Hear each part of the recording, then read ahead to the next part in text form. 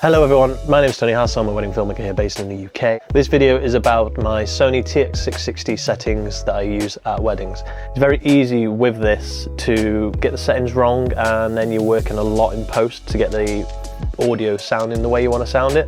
I definitely messed up when I first started, but cool, let's have a look at what the settings are that I use to get myself good, crisp audio. It's cool, with this, it just comes obviously like this. Menu is just here.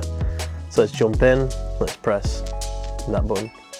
So press the back button, obviously to get where you want to go. And let's go over to settings. Recording settings, probably the most important one. So recording folder, doesn't really matter. You press this one to get back. Create folder, again, doesn't really matter. Scene, select, I've just got pocket, because I'm just going to put it in people's pockets. So it just gives more of an idea where the recorder is going to be. Just put conference, doesn't really matter. Recording mode, MP3, let's get the highest kilobytes per second. Mic sensitivity, this is an important one. Do not put it to auto, because people will just talk in various different levels and you could peak very easily. I've had vicars that talk very, very quietly and then just shout, and then it just completely peaks the audio. So don't set it to auto. I've tried both high and medium, and the best one I found is low, because it's better to bump up that audio in post with a compressor, or just obviously the level, rather than trying to save clipped audio, which is very hard. Stereo emphasis off, recording filter, noise cut, VOR, don't really know what that is, so just turn it off. That's how intelligent obviously I am. Auto track off, and that's it. That's pretty much the most important ones. Playback settings is obviously just hearing it back from this, which you don't really need.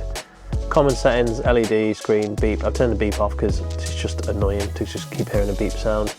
Screen off timer, doesn't really matter. Speaker output on, again, I'm not really using the speaker on this. Language, all these different things. A little quick thing I sometimes do, don't always do, is when I put these on someone, I will just press it to record and then say like Father the Bride at the start, and then I know straight away, cool, that's Father the Bride's audio. Or I can just say the person who's speaking and then clip it on them. Obviously press record before you say who it is, otherwise you just said someone's name for no reason.